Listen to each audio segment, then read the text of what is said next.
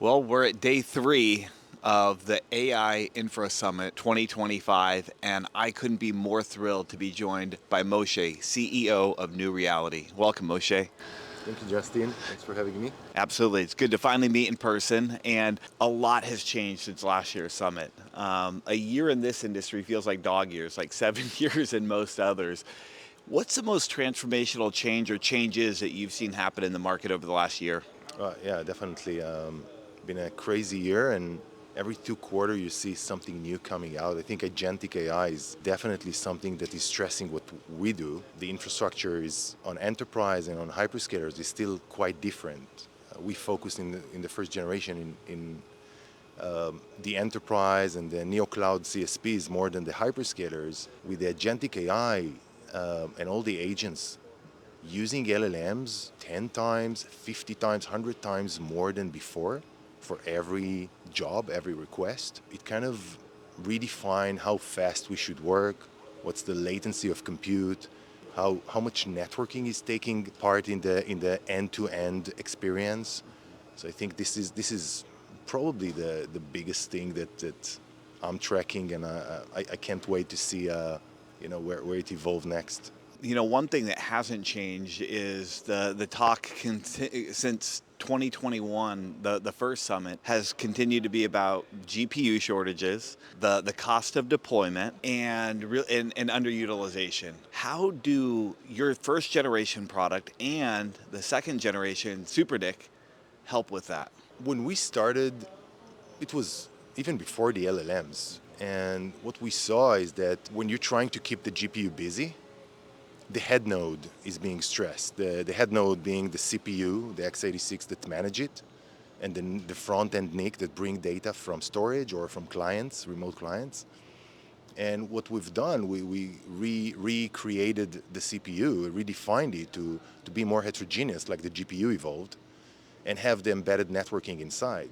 And our mission was to allow enterprise like JP Morgan or the alike to be able to buy those OEM servers and leverage them. Some of them had been buying OEM servers with 2 GPUs, 4 GPUs, because if they bought 8, they couldn't really exploit them. So it's a lost CapEx and OpEx. So in this chassis in front of you, you can load up to 16 GPUs and still keep them busy at all time by using our head node that is hardening the data movement and data processing and preparation for the GPU. Recently, with the big supercomputers and AI factories that NVIDIA are building, or Google with the TPU, and everybody, all the hyperscalers are building their own XPUs today, there's a strong demand for stronger NICs, even stronger than what Broadcom and NVIDIA gives. And we kind of, when you have a product in the market, the door is really open. You start to get more information about the pain of the customer. Mm-hmm. And we're being pulled to take our networking capability from the first head node and just do a standalone product of NIC. We call it AI-SuperNIC. We don't carry all the burden of legacy like Broadcom and Mellanox. So we really define it with the best latency that is going to amaze the market.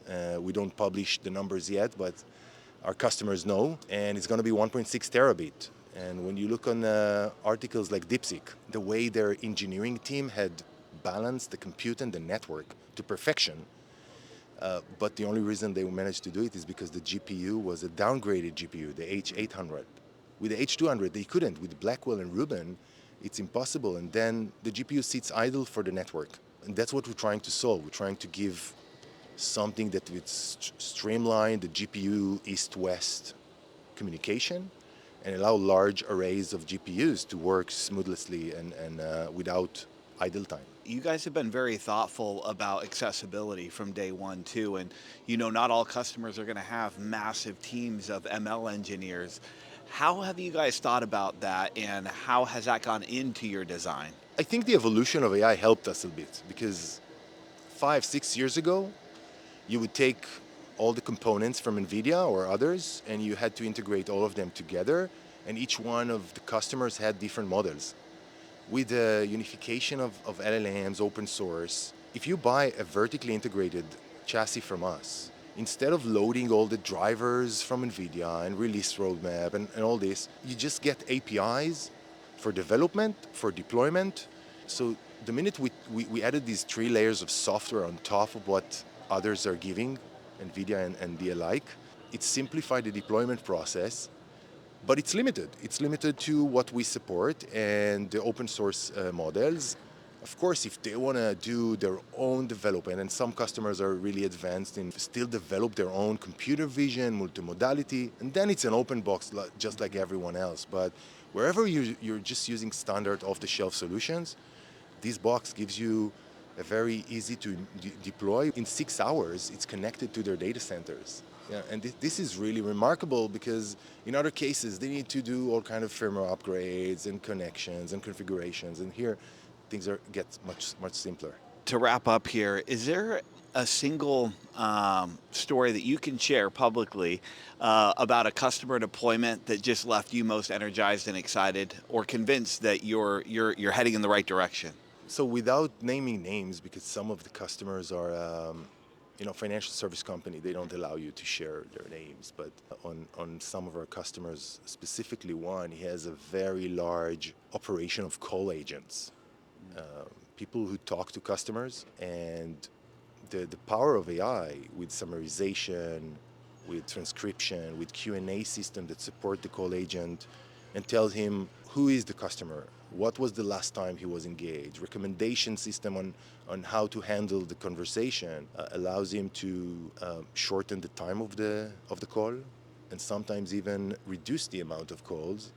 And these are operations of $5, $6, even $10 billion annually. What I'm excited is I'm waiting to see some bold decisions on these customers. I think we're starting to see it in the market.